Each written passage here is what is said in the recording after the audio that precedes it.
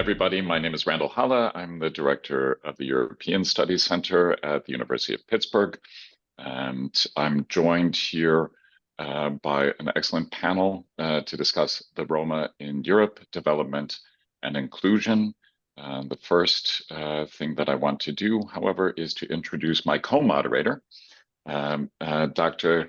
Zsuzsanna Magdo, my colleague and ally in the Center for Russian, East European, and Eurasian Studies. She's the associate director there and manages our regional studies programs, and is herself a PhD in history with expertise in Transylvania. And Zsuzsa will be joining me in moderating the panel today. So Zsuzsa, do you want to give us a little bit of where we're going to go? Sure. Good afternoon, good evening, depending on the time zone from which you are joining us. I'm very glad to join the European Studies Center to host this panel, and of course our excellent panelists. The topic for today's conversation is, as you've seen, the Roma in Europe, development and inclusion.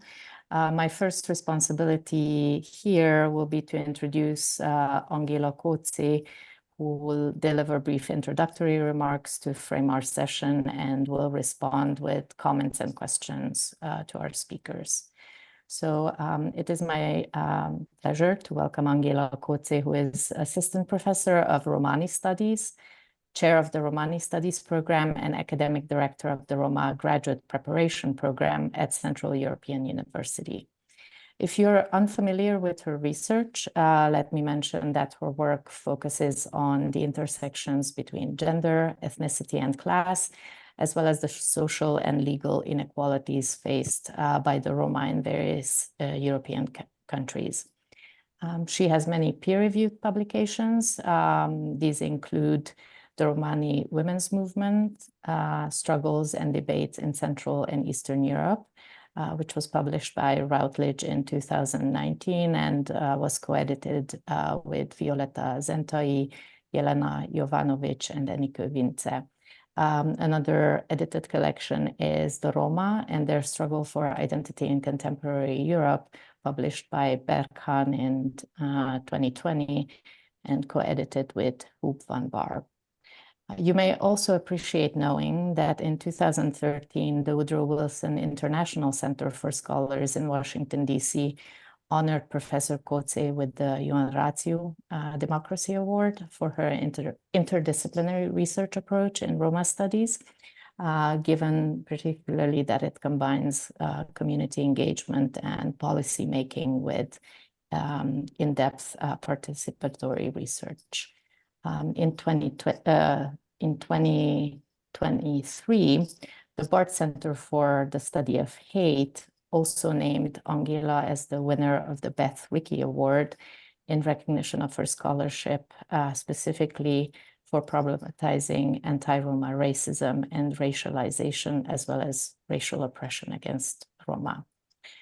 Outside her academic career, Professor Koczi has worked as a senior policy advisor in the Hungarian government between 2004 and 2008, was a director of the Human Rights Education Program at the European Roma Rights Center between 1998 and 2003, and is also the founding director of the Roma Versitas program in Budapest, which is a Roma-led organization, must have been the first of its kind in Hungary at the time, in the mid-1990s. And Roma Versitas still offers scholarships and mentorship opportunities to underprivileged students. So Angela, we are eager to hear your thoughts, and thank you immensely for joining us on this panel. Thank you so much. Thanks for this very generous introduction. And I'm really, really grateful for the University of Pittsburgh European Studies Center that you brought together this really interesting panel. And I'll be very short, and I just would like to actually say a few words about that, what happened in the last 30 years. So it's a kind of like taking a stock, what happened, because if we think about the title of the panel, the Roma in Europe, Development and Inclusion, it's basically a new language, which is very much brought by the 1989 changes in the post-socialist countries. And I think it's interesting to go back and look into this kind of trends and changes and paradoxical changes, actually, what happened in the last 30 years. And as Zsuzsa pointed out as well, that I co-edited a book with Huub van Baar, with my colleague, the Roma and their struggle for identity in contemporary Europe. And when we start to write and think about the introduction, we wanted to go back that what were the material which appeared at the beginning of the 90s. And I think it's really fascinating. And I would like to bring two particular lines from that introduction, which could be very much applicable in this case as well, when we are talking about the Roma in Europe and the development and inclusion. And interestingly, there were several reports by the Helsinki Watch. I'm sure that many of you are familiar with that, from 1991, and the title was Destroying Ethnic Identity, and many others by the European Roma Rights Center. And one of the core issues, actually, which appeared that there was a kind of rapid emergence of mob and institutional violence against Roma throughout Central and Eastern Europe in the immediate aftermath of 1989. And these early reports and several later ones, such as the many reports published by the Budapest-based European Roma Rights Center since it's established in 1996, clarify that the eruption of violence against Roma was directly related to the lack of adequate responses from public authorities, or to the denial of or even support for this violence from their side. So since 1989, numerous cases have been documented in which the racially motivated character of attacks was denied, in which the police or health authorities refused to investigate or report assaults, in which independent investigations or court cases were frustrated, in which police officers were passively or actively supported violence against Roma, sometimes in collaboration with extremist factions, and in which the police themselves violated the rights of Roma, or even reversed charges against the police in their own favor. That's what we wrote together with Huub van Baar. So I used a quote from there.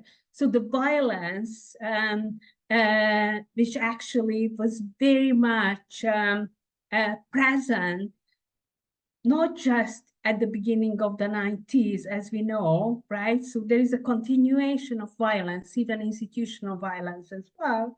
And even today, if we think about several cases when police basically denied to give an adequate response to this kind of violences, we can find some similarities between these cases, right?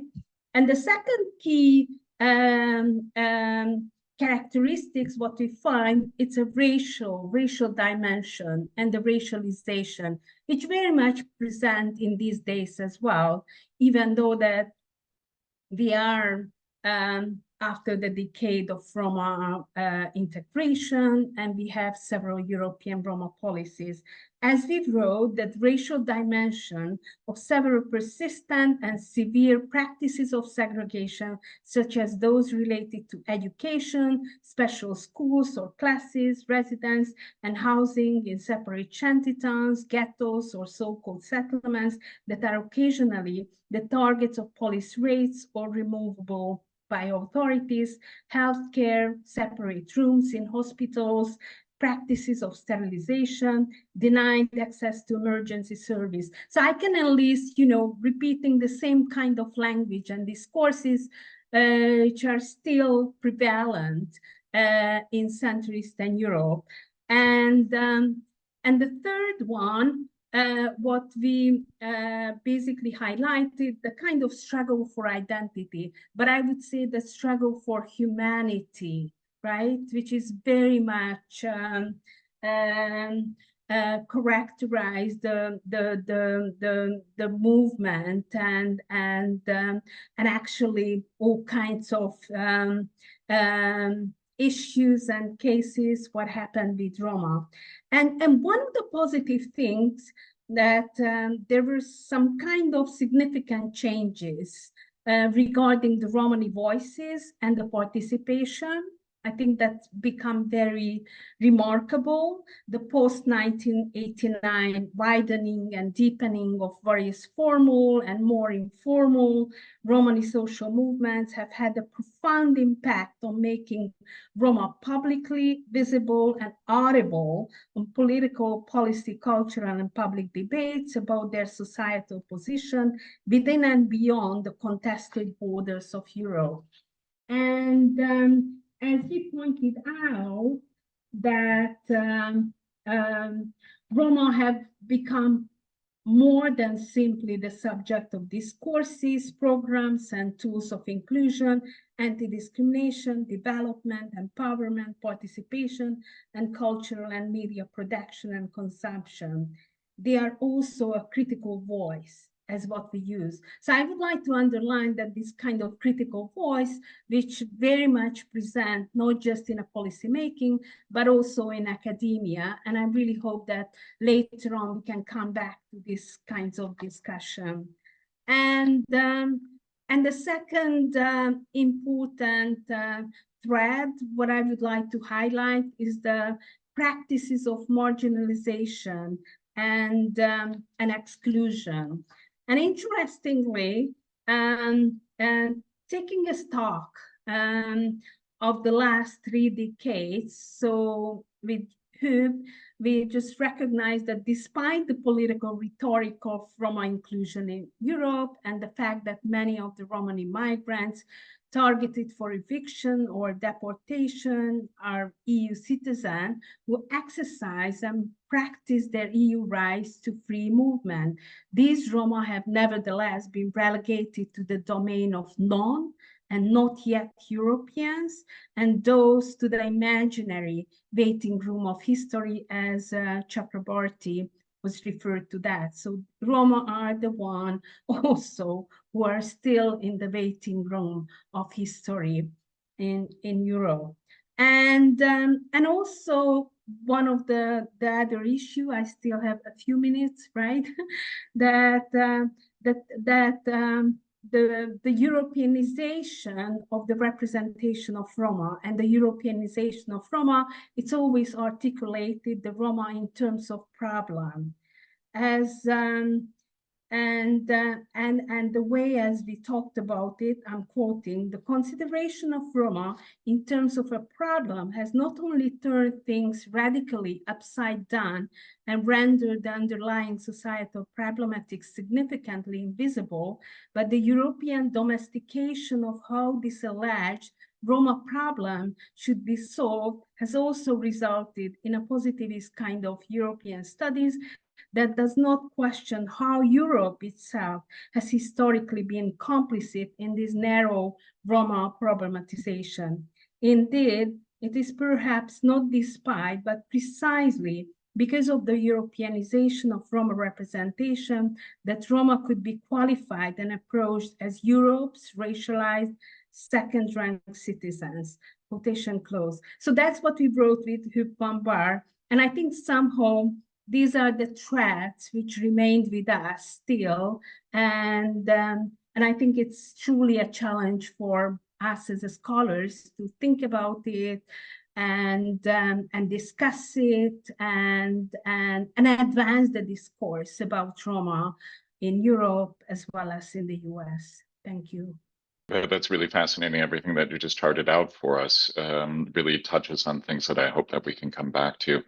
And on a personal note, I would say that I can take us back 40 years. When I was an undergrad, my background is in German studies. And so 1980 hunger strike at Dachau that was a struggle to have, in the German context, recognition of the Holocaust and its impact on the Roma community was for me a real moment of coming to consciousness and the bravery of the people who undertook that hunger strike at that time. But let's move on to our next speaker. Let me introduce again one of my wonderful colleagues here at the University of Pittsburgh, Adriana Helbig, who is a professor in the Department of Music at the University of Pittsburgh. She's also Associate Dean for Undergraduate Studies, a very busy role, and so we're grateful that she's taking time. But with that, she's also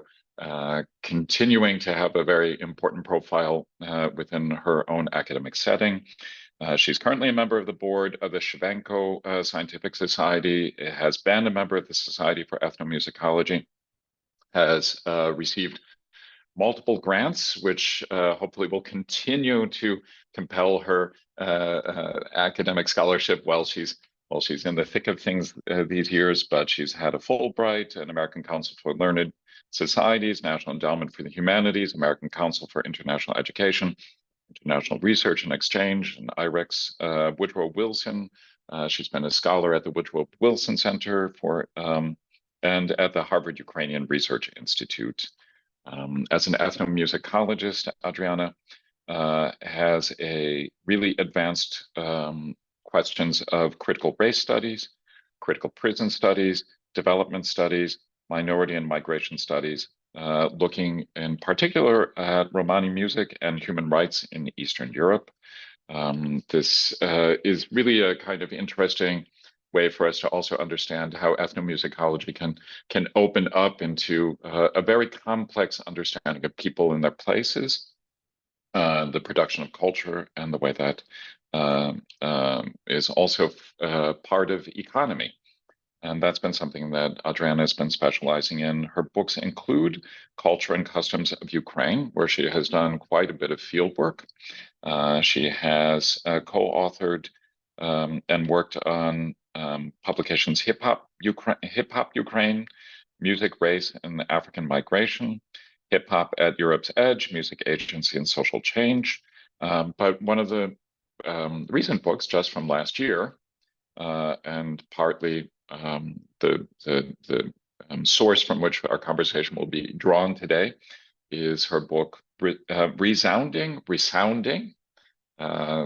Poverty, Romani Music and Development Aid. And those two things are very interesting together, especially in a world in which, quote unquote, gypsy music and a kind of orientalization of that music is potentially a way that many people have developed a relationship to this topic in some way. And so you're really taking us in a very much more complicated trajectory. And Adriana, I want to give you a chance to sort of set some terrain for us in our conversation today. Thank you, Randall.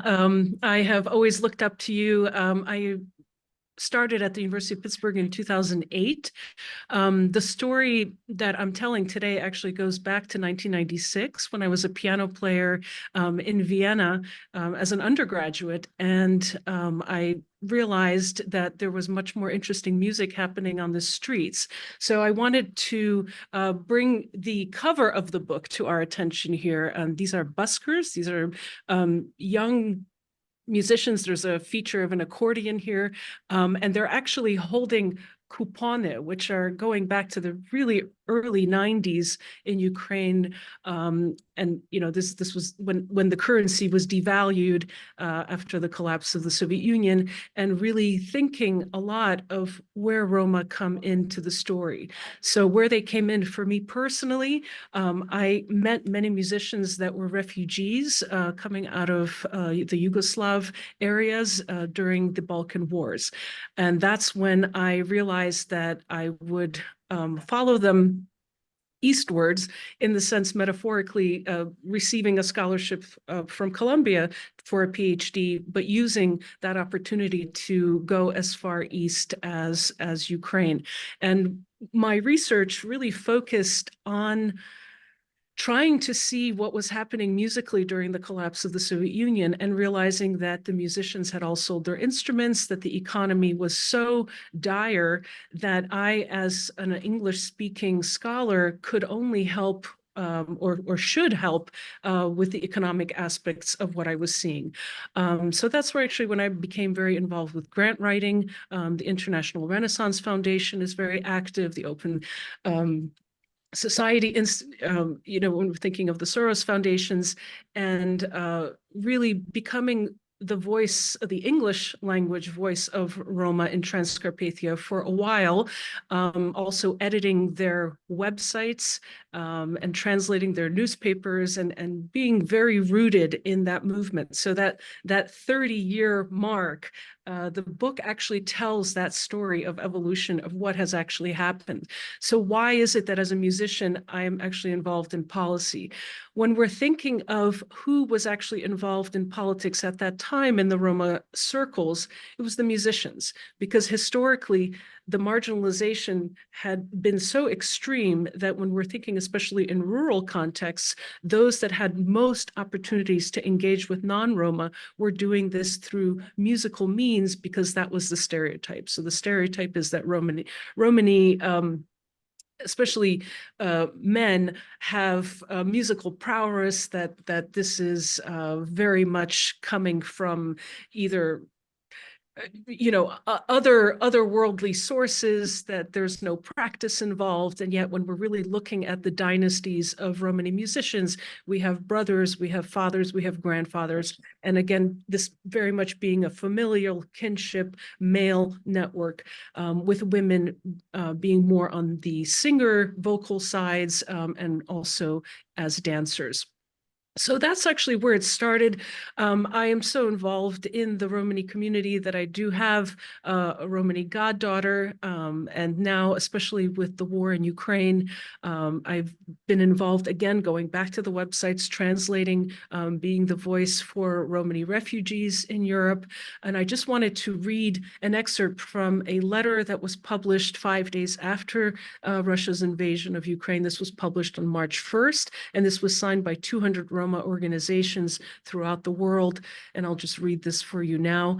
Amid bombs and missile assaults upon Ukrainian cities, let us not yet again forget that among the stranded families who are increasingly living without supplies, electricity, or medical equipment are Roma, people of African descent, stateless people, migrants, women, elderly, sick people, differently abled human beings, children, including those in state care. Let us not forget that among those joining the resistance to fight for the freedom and security of Ukraine and all its residents are those same people. So my issues really here that I wanted to bring up are issues of citizenship, of belonging, and rights.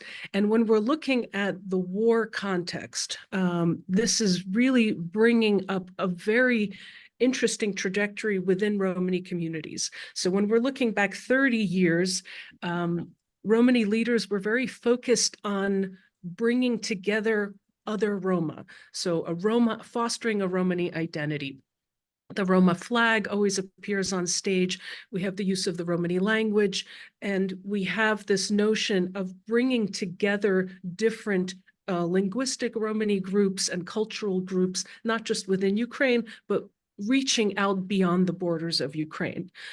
What has really brought my attention back to this topic intellectually is the fact that that Romani flag has now simultaneously appeared with the Ukrainian flag. And again, this notion of citizenship, of belonging, when we're thinking of volunteer efforts, when we're thinking of those who are fighting on the Eastern Front, especially now, we have many, many young men who are Roma. And the question becomes, what happens next? When we're now looking at even musical expressions from the Ukrainian side that are featuring and incorporating Romani images that are actually bringing Romani musicians onto stage alongside Ukrainian ones that wouldn't typically appear before, how does this play out in policy? And this is the problem, because for the past 30 years, the Ukrainian government has not done what they were supposed to do. They have left all of those responsibilities, and I'm speaking as generally as possible, but also as emphatically as possible, because these international development organizations have borne the burden of healthcare, of education, of making sure that there are some forms of economic or social subsistence programs that are happening not just in Romani rural, but also urban communities. When we're looking at second generation of Roma leaders, those that are the sons and daughters and also grandchildren of these Romani musicians from the 1990s, we have people that have benefited from the development interventions in terms of education especially. So we have lawyers, we have those that are professionals in the medical fields, but the policy network, the actual infrastructure of society has not actually changed. And this is where the push has to be, especially not just among Roma in Ukraine, but those that are looking at this situation from the outside. And I know that the European communities have been very welcome to ethnic Ukrainians who look like me, but Roma who have been refugees in Europe are actually returning back, saying that they faced even more discrimination beyond the borders of Europe. And we saw this documented as well when they were escaping westward into Uzhhorod, into Transcarpathia. They were deciding, are we going to Romania, or are we going to Hungary or Poland? Where is it going to be safer for us, across which border? And that's something that the burden of Roma identity brings to this conversation in terms of citizenship. So I think what I'll do is just end that here, and then welcome for a question and answer as we move forward. Thank you. That's a good prompt. Let me just say to people in the audience, as were the attendees, that you are welcome at any time to submit questions in the Q&A, and we'll try to bring them in the conversation. We're going to go through our panelists first and give them each a chance. But I really, Adrian, I really appreciate that, and both of you and Angela, you have underscored this transformation, the post-socialist, the post-Soviet transformation, and we can talk about sort of the economic transformation, the displacement, the unemployment that was generally part of the terrain of the period, and that had a very particular impact on the community. I know that there's also a sort of kind of siloing and exclusion from areas of population centers and creating of in effect ghettos during that period that are also part of then this general resurgence of nationalism in the post-Soviet, post-socialist period. And what you're getting at then also is a kind of ethno-nationalism that is very problematic for the community. But with that, I'll stop. I have so many questions already, but Zsuzsa, I'll turn it over to you. Thank you.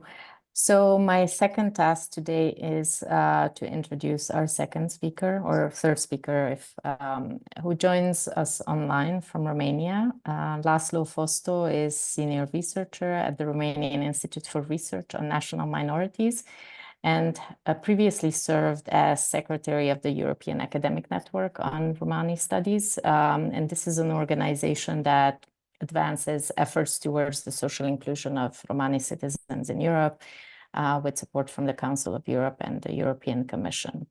Dr. Fosto received his PhD from the Max Planck Institute for Social Anthropology in Halle, Germany, and was recently the research coordinator for Romania on the international research project titled Migrom, which dealt with the immigration of Romanian Roma to Western Europe, and was funded by the European Commission. Dr. Fausto's research focuses on Roma communities in Romania, including relations with other ethnicities, religious and ritual revitalization in the post-socialist period, as well as migration and local inclusion.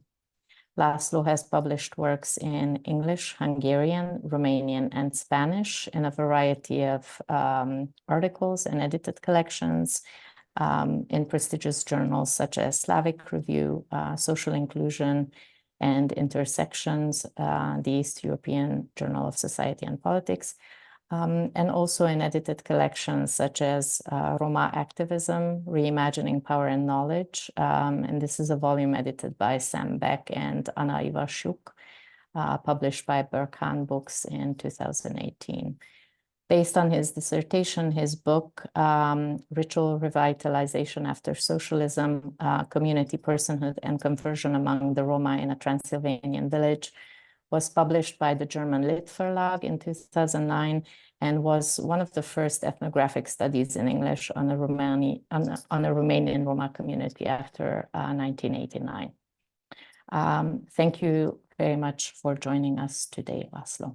Thank you very much for inviting and for the generous introduction. Actually, there were others who were before me writing about Roma in Romania, so I do not claim priority in this regard. But of course, I got interested in the community in the 90s, as previously Adriana mentioned also that we have some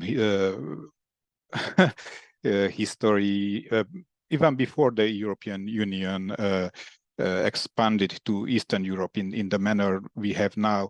So my contribution, I would propose like 3 points. At one hand, short introduction about my involvement in academic research regarding Roma communities, then a sketch of how I see the shift of paradigms during the past 2 decades regarding the European Union's approach to Roma inclusion, and then to pose some questions regarding how academic knowledge is being channeled into policy making or not.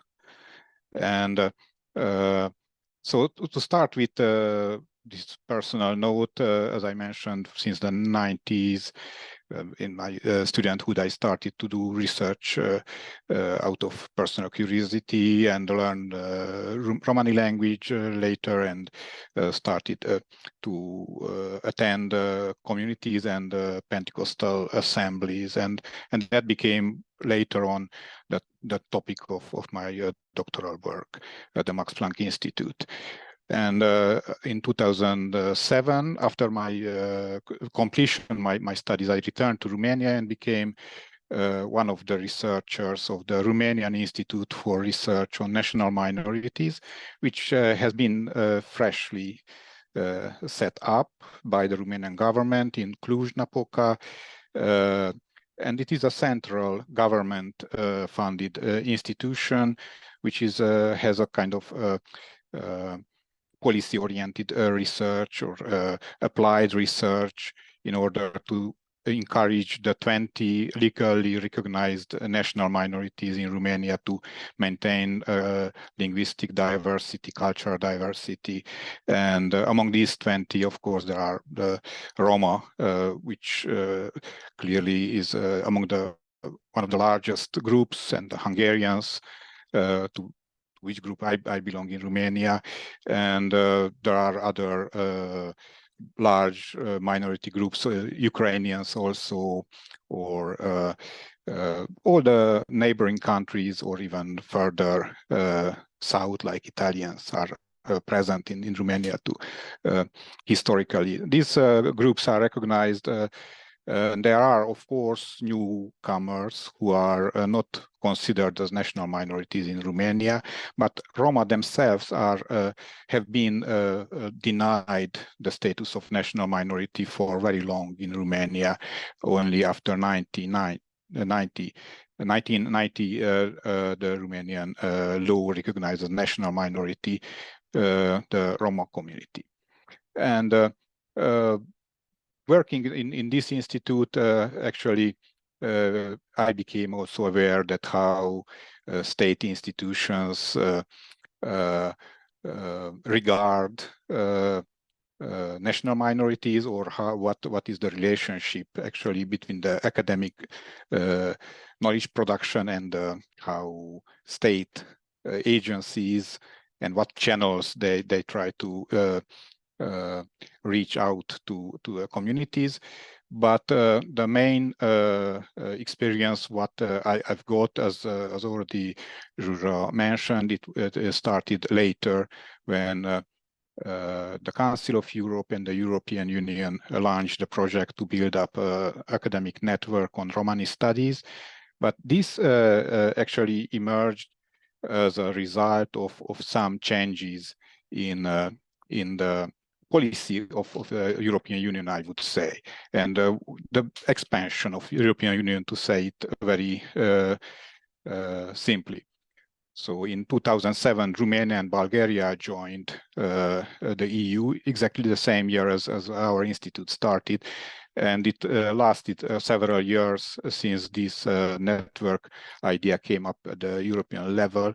But in 2008, there was an economic crisis, as we know, and this created immensely precarity in jobs, and economic conditions degraded very much in many rural communities, also in Romania, not just the Roma, but in general population.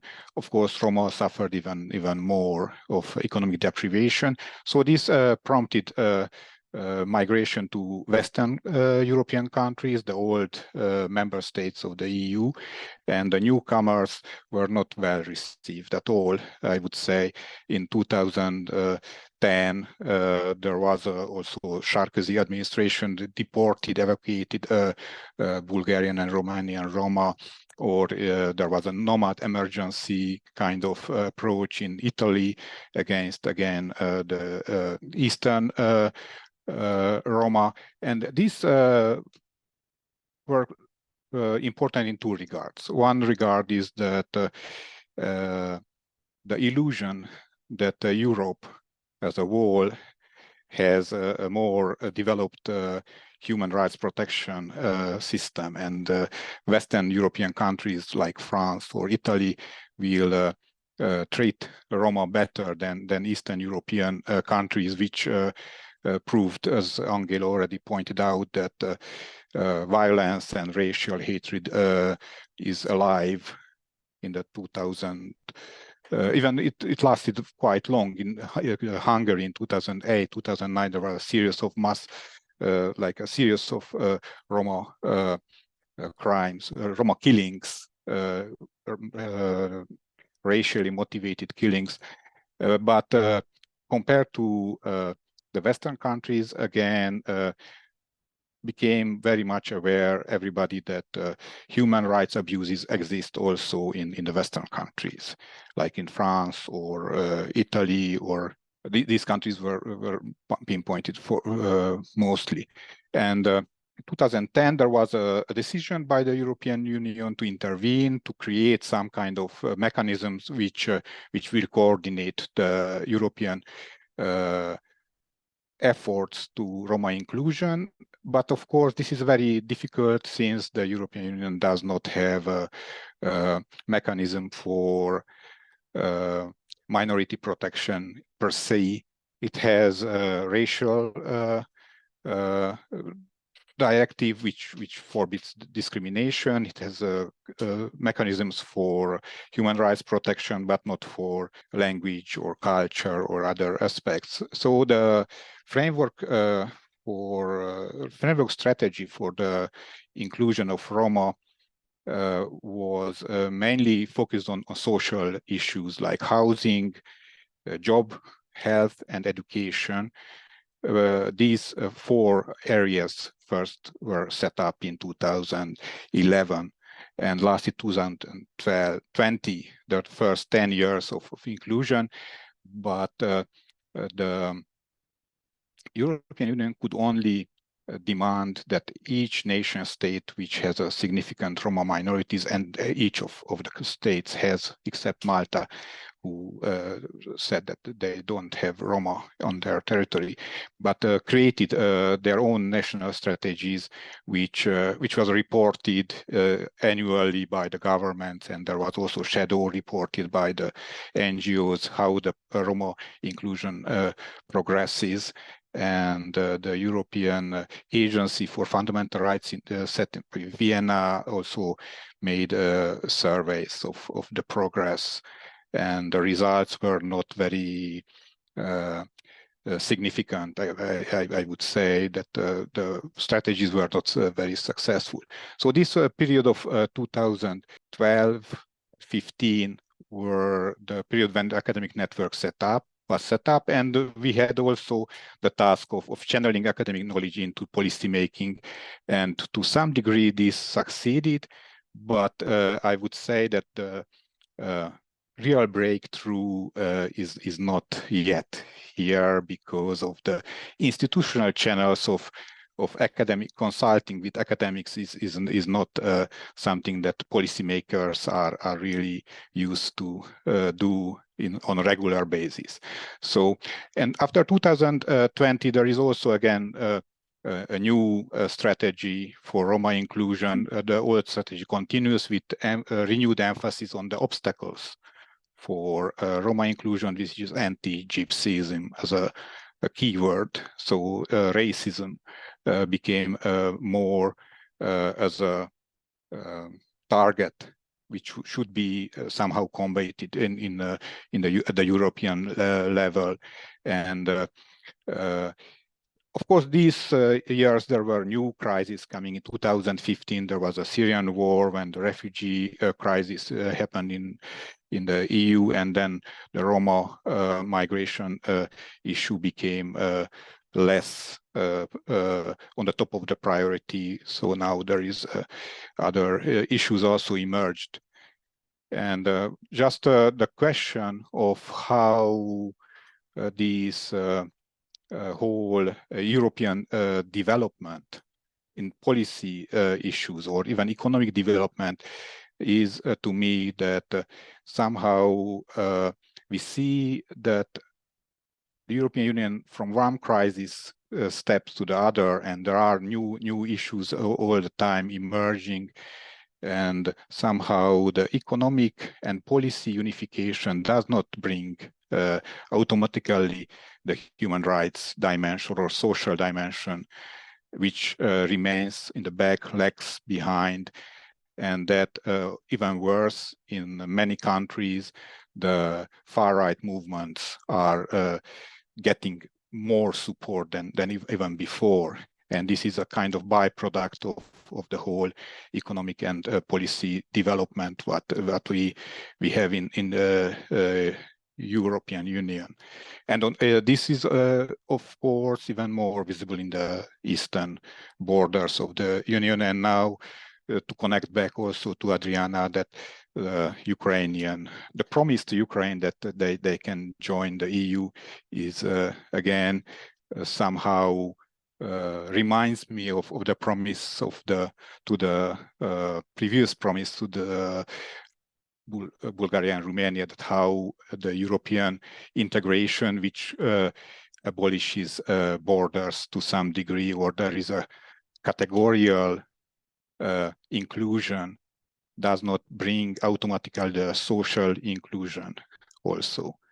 So there is even the borders or the citizenship became less of an issue. Within the EU, there are inequalities remain in place, and then Roma are still very much excluded from these benefits.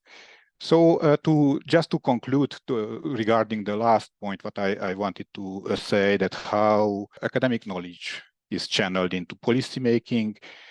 I think that academic knowledge expanded a lot in these years.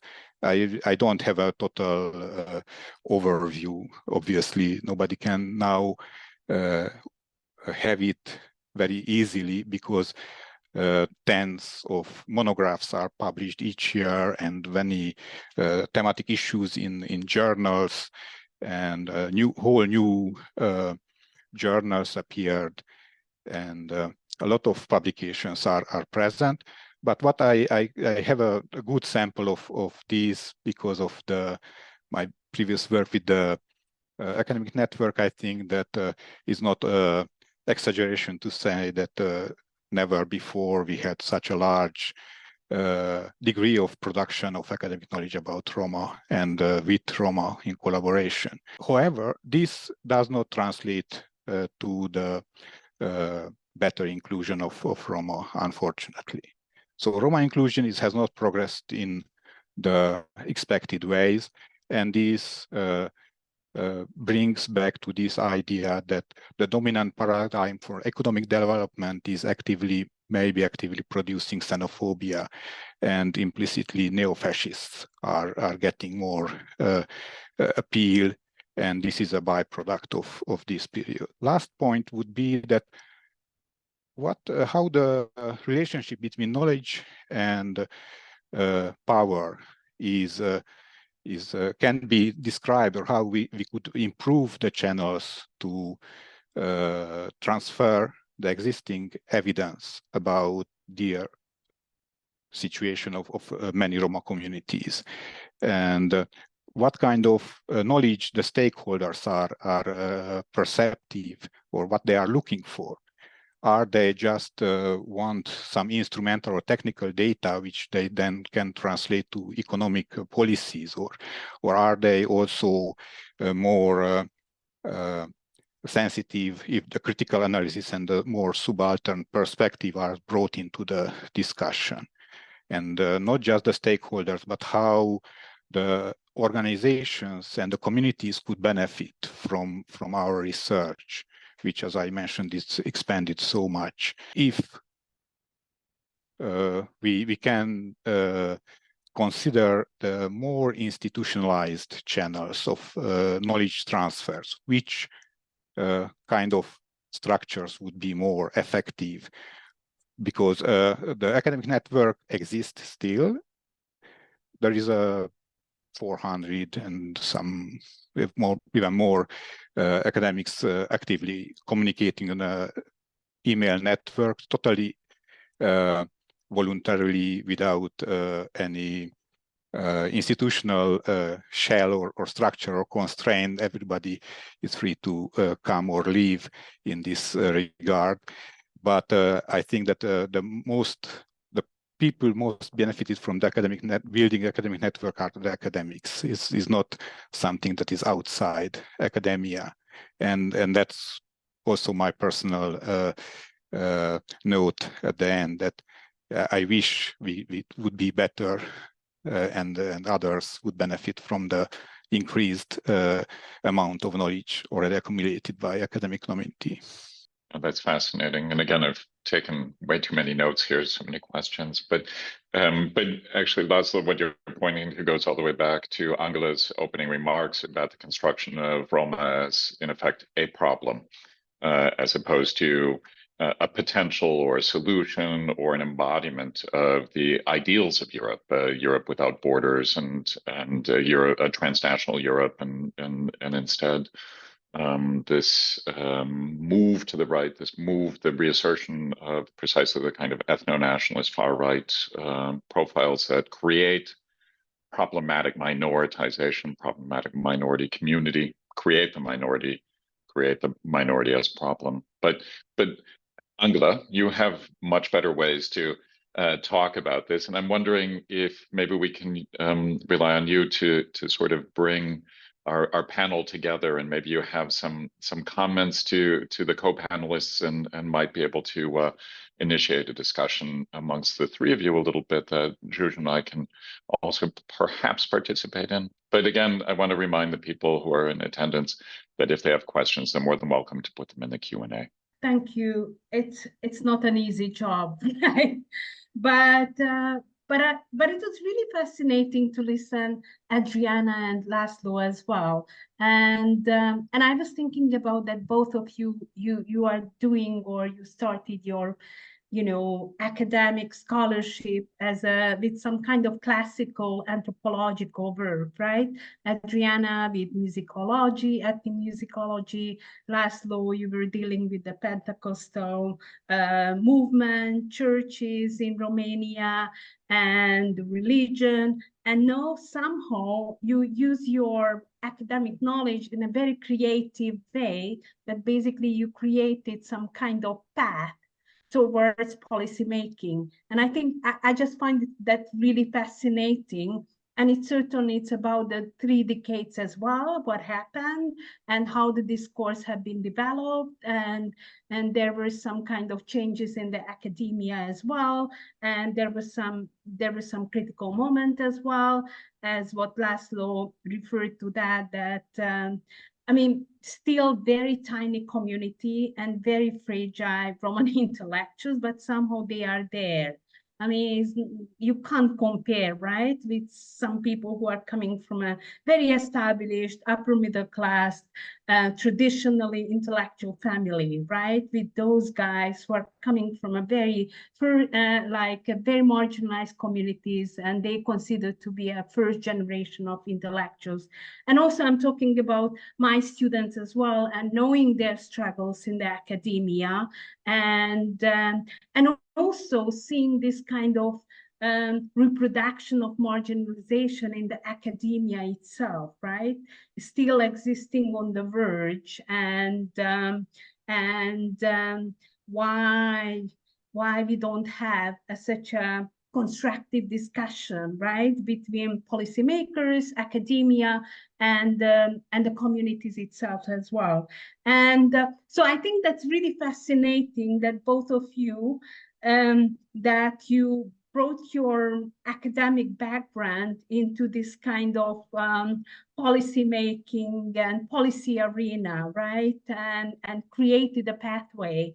I'm really, fascinated by Adriana in Ukraine, what you did. I just visualized and imagined that, running to various organizations and helping them with English language. And certainly that's a social capital, what you brought there into their communities. One of the interesting point, actually, what I would like to raise, that it was mentioned by Lotzi, that the kind of neo-fascism and this extreme rights discourse and movement as well, and the xenophobia, anti-Roma racism, anti-Gypsyism, somehow, as you referred to, that is a byproduct of this period, like the last 3 decades, and the economic policy. So it would be really interesting to hear about a little bit more, if you would develop that further. And also, Adriana, that I mean, what you did, that this kind of micro-ethnography of economic networks that basically impact the daily lives of the Romani musicians, as you are referring in your book, right? And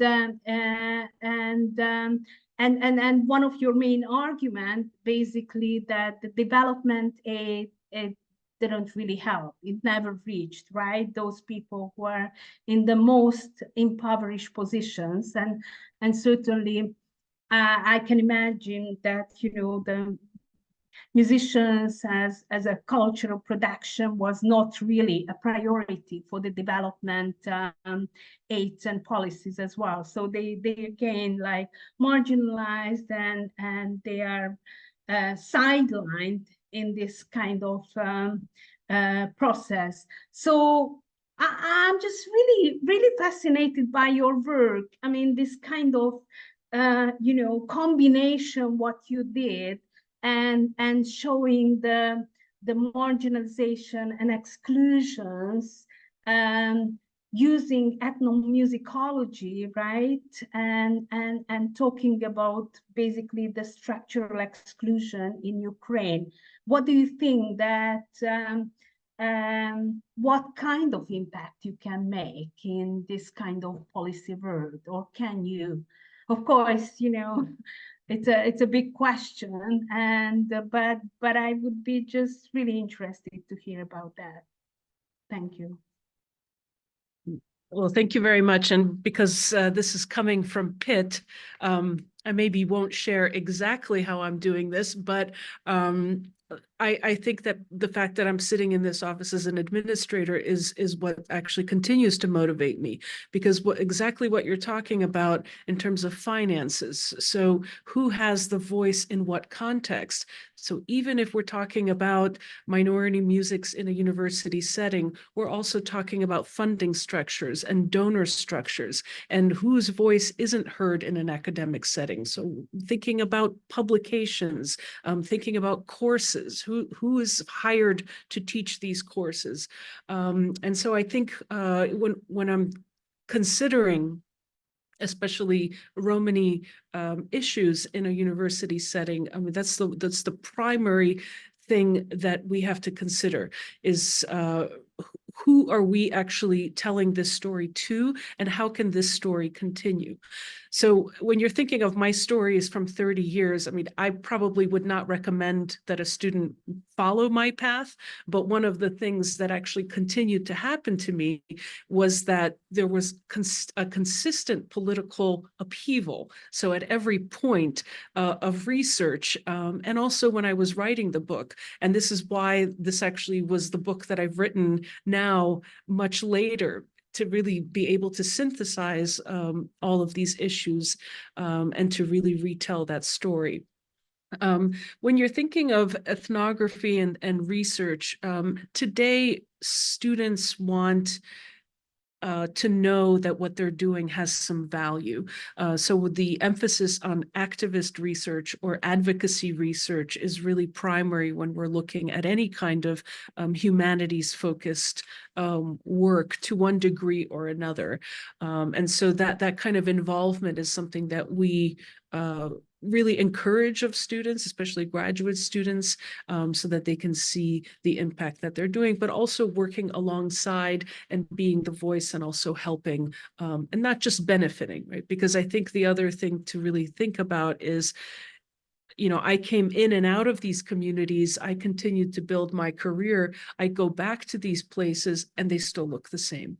And what are the reasons for that? And again, that's that issue that I keep bringing up, that the economic structures are still such that even though I can't say, though, that the development aid didn't have a positive impact, there definitely was a positive impact. But for development to work, there needs to be poverty. And so when we're constantly looking at that relationship between money flowing in and for whom and for what reasons, we always have to wonder what the motivating factors are for that money to come in. So I'll turn that over to my colleagues here to answer more and to build on that conversation. Can I intervene for a second, though, Adriana? Perhaps for all three of you, what's interesting, Adriana, you made the observation that in your research, music was such an important function and community leader building.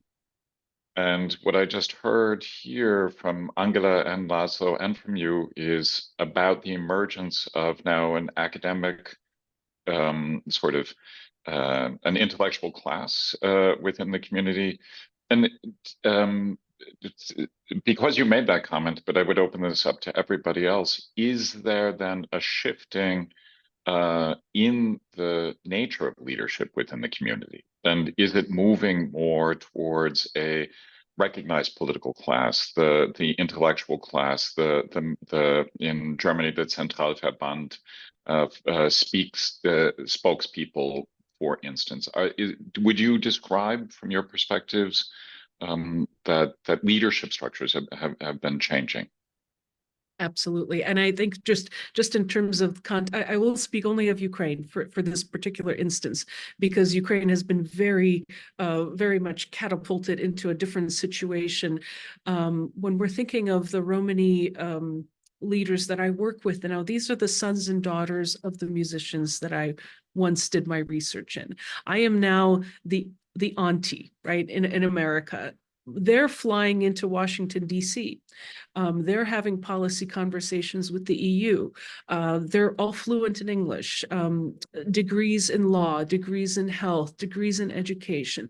And this is where the development network did its job, in the sense that those scholarships that were intended to create those spaces in the universities did, to a certain degree, do that.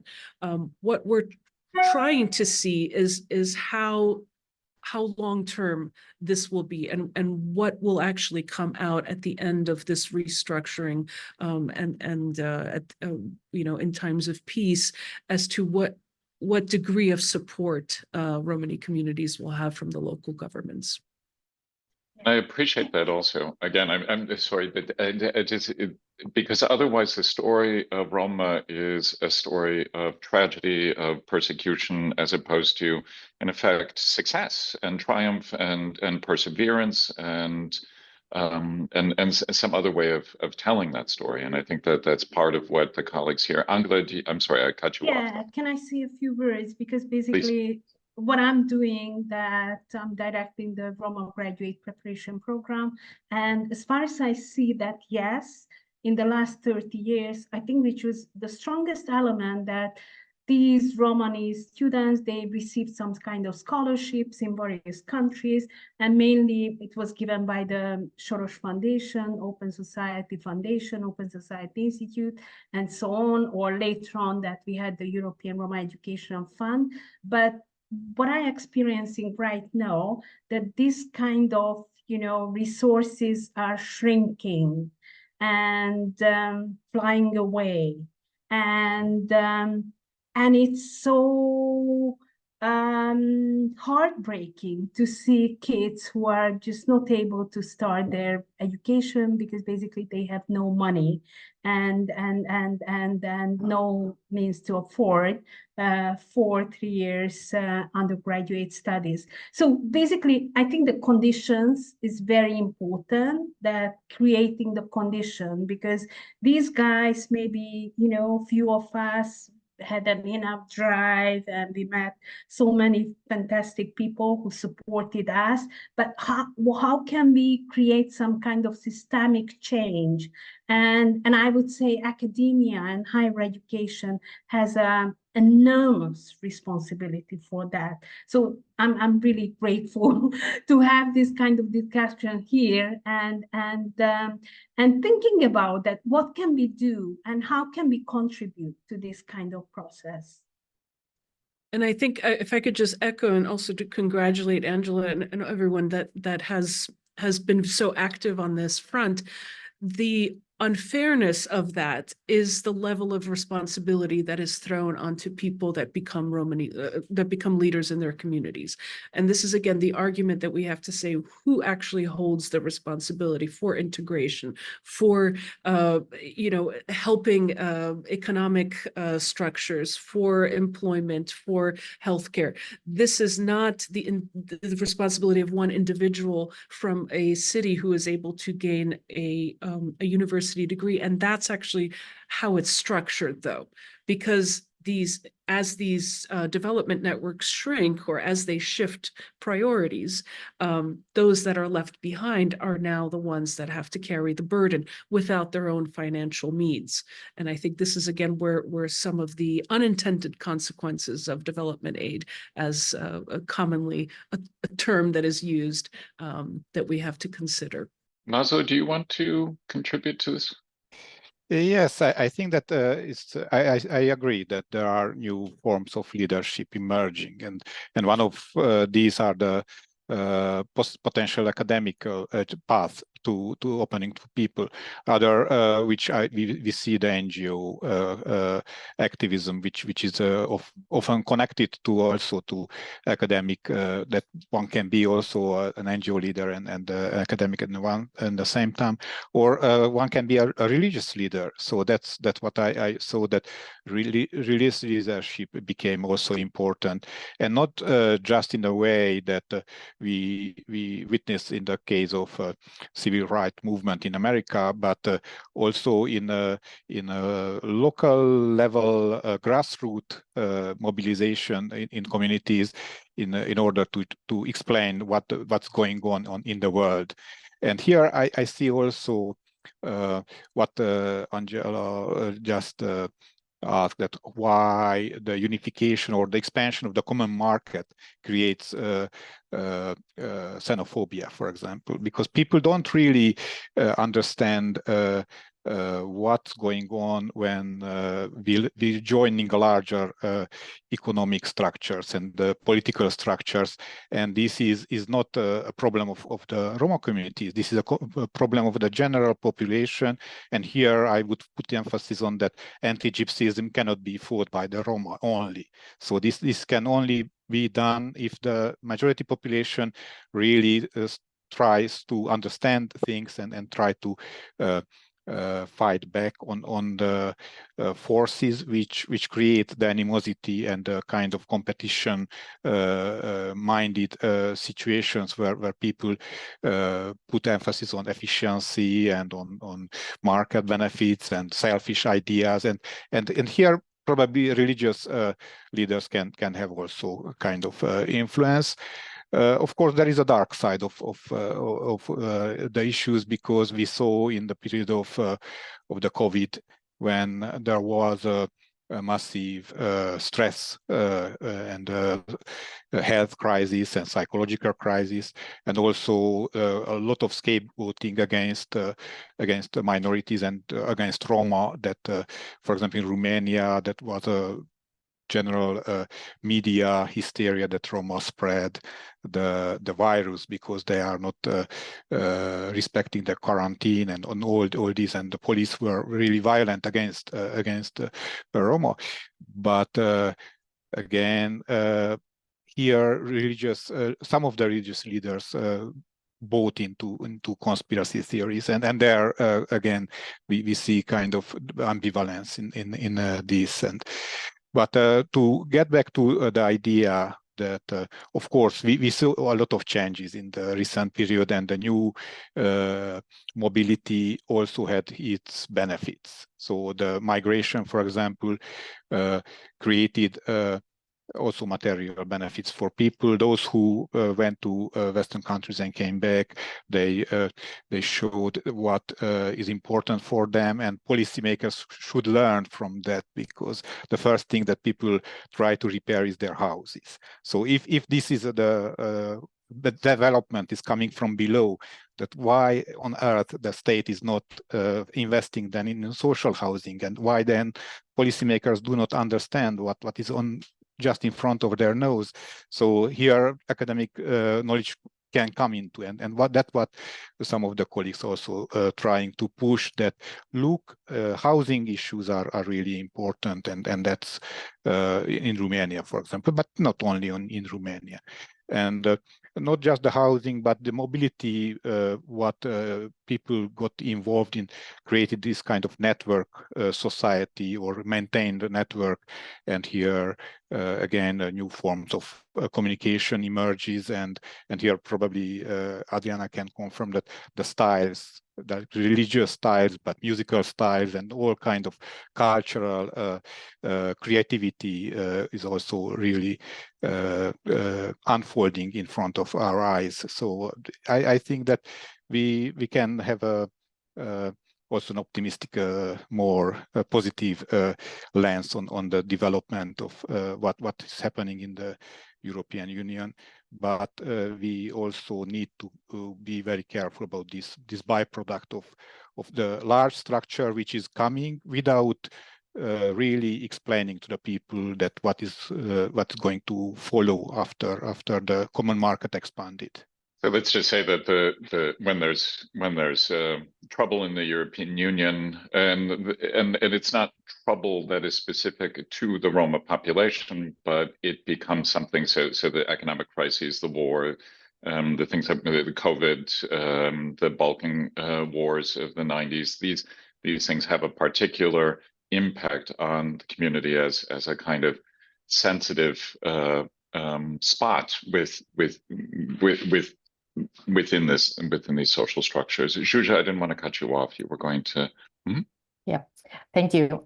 So this is a tremendously enlightening conversation, and thank you so much for it. While we wait for audience members to put in questions in the Q&A, I was hoping to pose one that I think will follow naturally from this conversation.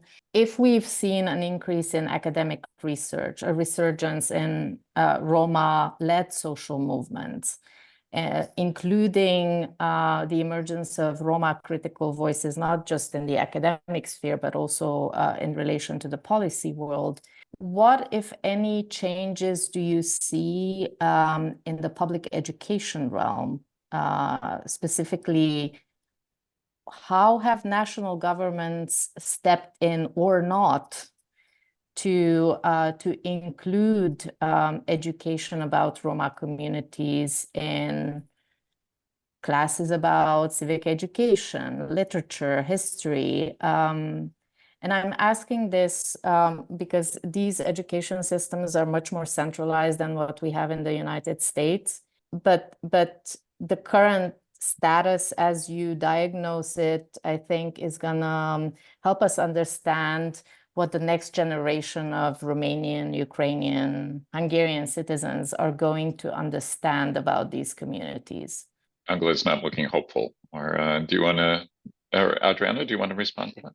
I think I'll only just say I had to teach a class that included Dostoevsky, and I was shocked at the level of anti-Semitism in that text and that we were using that in class.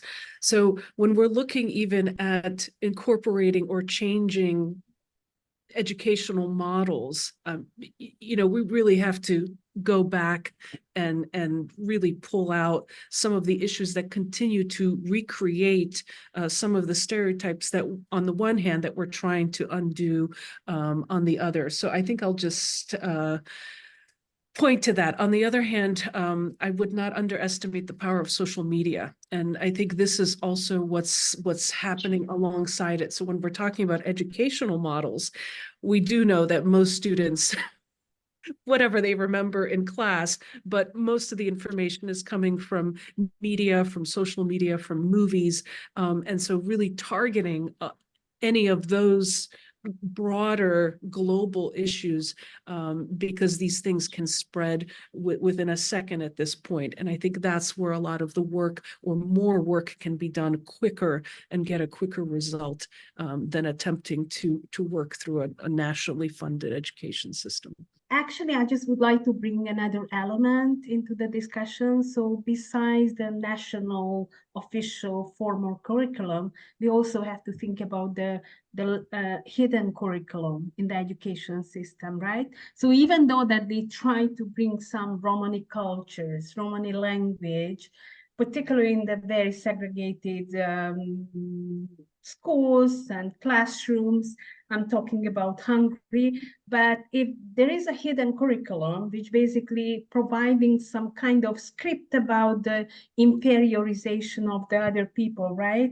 Laughing about them, making jokes and humiliating them on a daily basis. This is something what we are learning through the socialization. And I didn't even talk about the structure of racism, right?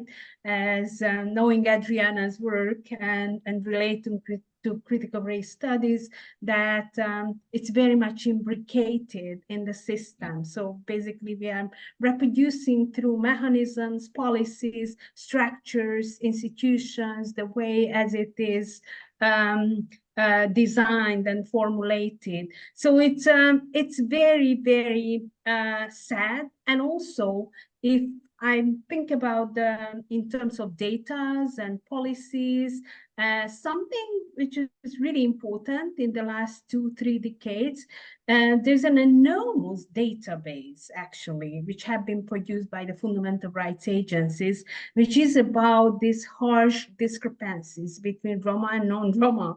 So this is something which is so clear. And what are we doing? Are we doing anything with that? Because certainly in the policy field, we should address this kind of discrepancies, right? And but I don't really see that. Of course, there are some initiatives or projects like short-term and short-termism, which is like a very characteristic in this system. It's not going to help and not going to solve the deep structural issues what we are having in Central Eastern Europe and in Europe as well, actually. It's interesting. Laszlo, did you want to? Yeah, I just wanted to mention, yes, in Romania, there is I see the problem also from the perspective of the minorities, because minority education is usually encapsulated mainly in certain language or certain community, and that would focus inwards, and is not the way probably you can imagine some structural changes in a society where there is a like 10% or 15% of the society is minority, and not the minorities should learn about their own history only. That should be the national history curriculum should be changed in a way that minorities are integral part of it. So that would be the only potential way of changing it. And unfortunately, I cannot see changes in this direction in the national histories of Eastern European states. I cannot name too many good examples. And of course, there are some steps. For example, in Romania this year, there was introduced the Jewish history and the Holocaust as an additional subject or a class.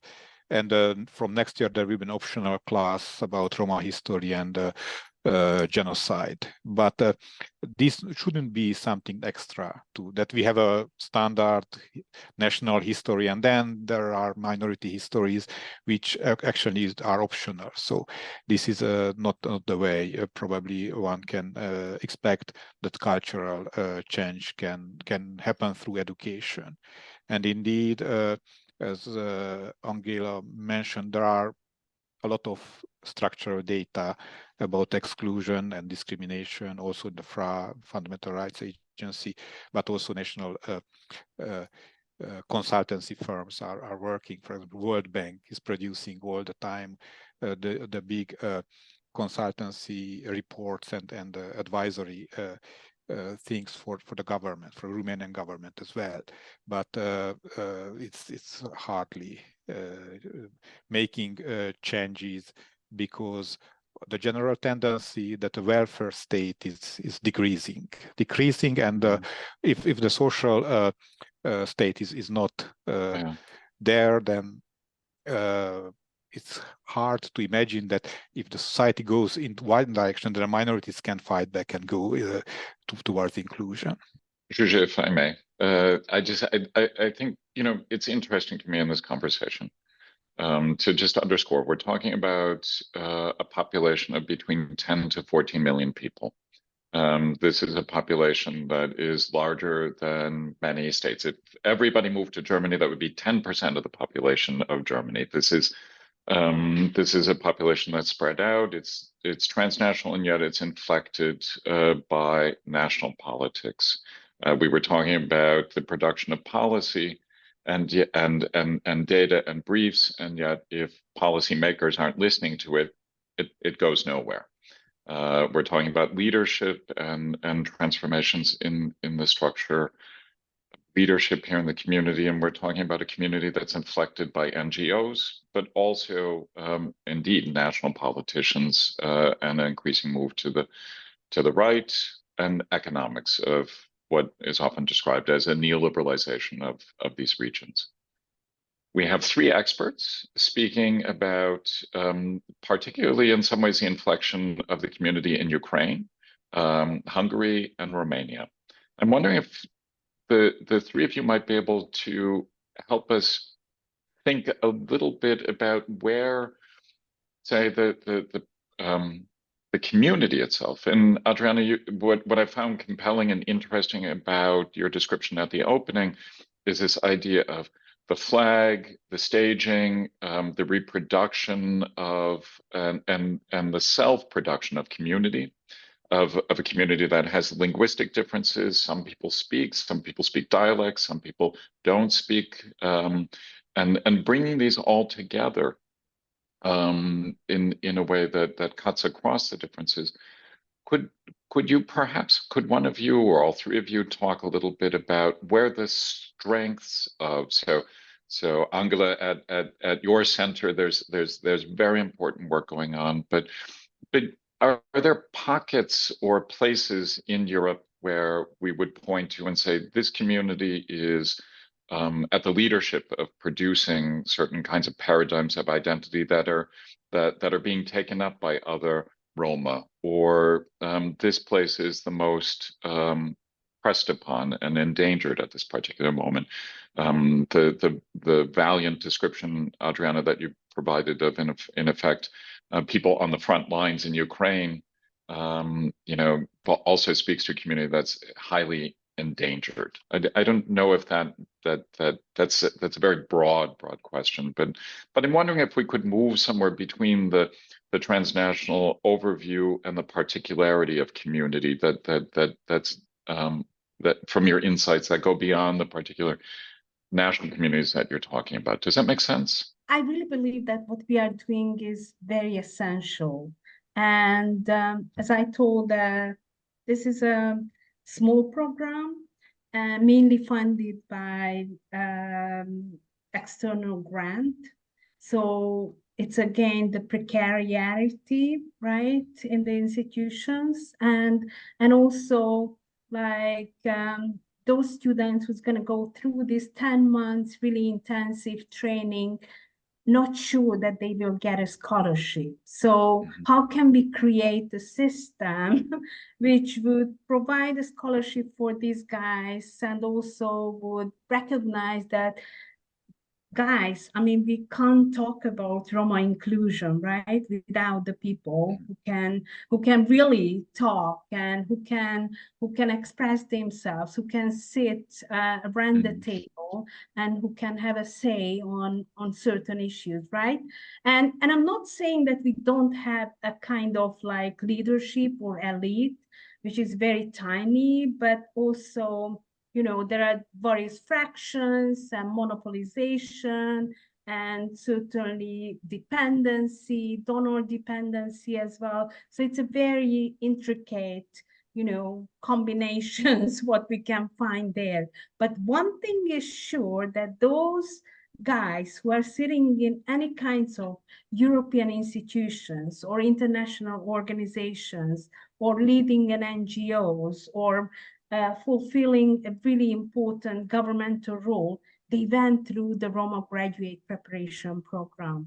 I mean, you see that there is something which is so important, and we know that if we want to create an elite, and this is a kind of, middle class making somehow, but we are talking about very tiny pilot project.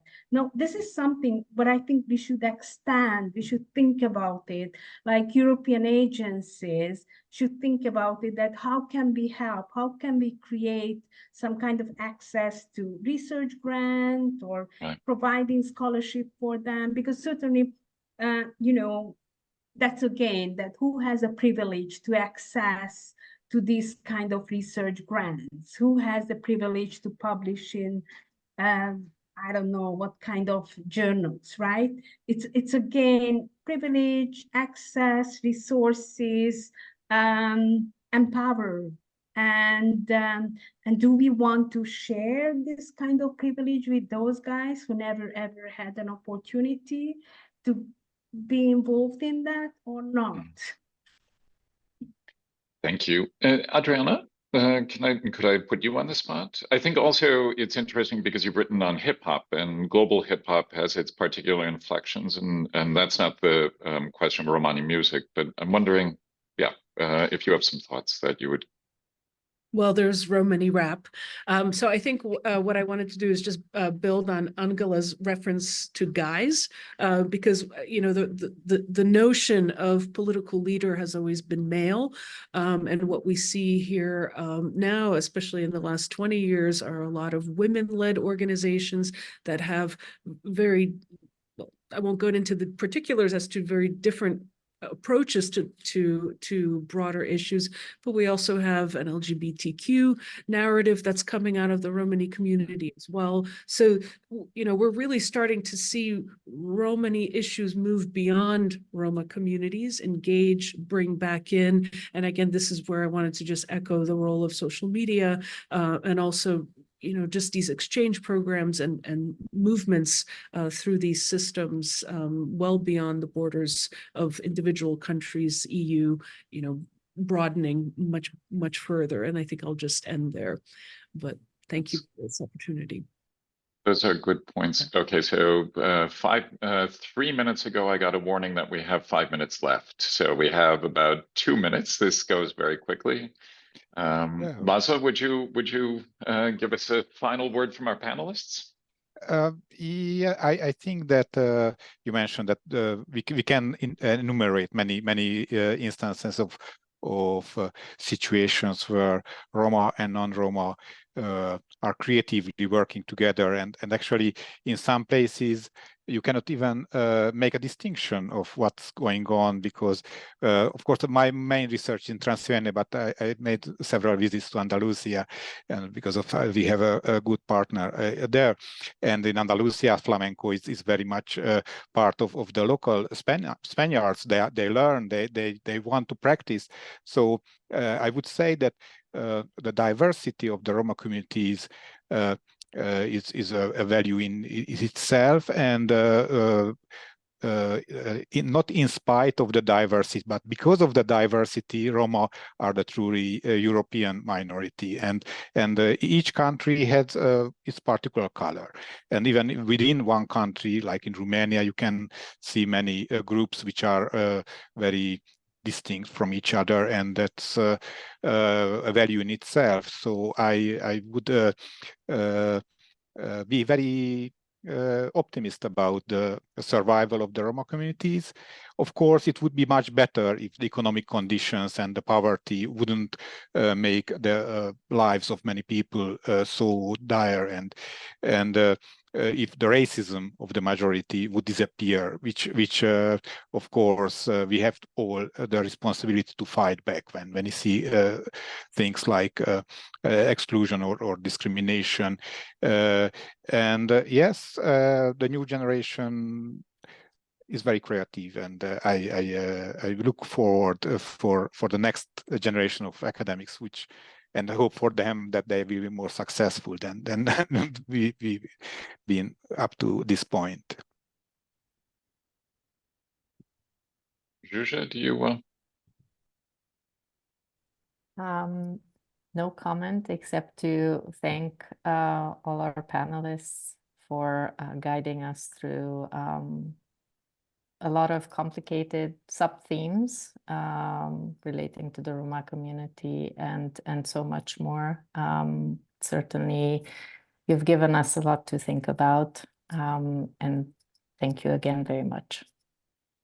I can only echo that, and I hope that we can continue to be in touch and benefit from the knowledge that we gathered here in other capacities as we move forward in various conversations, because I really appreciate the way, Laszlo, that all three of you have just underscored the wealth of diversity within this community, and how many topics that you've opened up for us to be thinking about for quite a while. So I would add in the thanks. Yeah. Okay. And with that, I appreciate the people who were in attendance, and look forward to our future conversations. We do have a conversation on Europe coming up on April 9th about the EU elections. So I encourage you all to look at the programming that is both at the Center for Russian, East European, and Eurasian Studies and at the European Studies Center at the University of Pittsburgh. Thank you very much.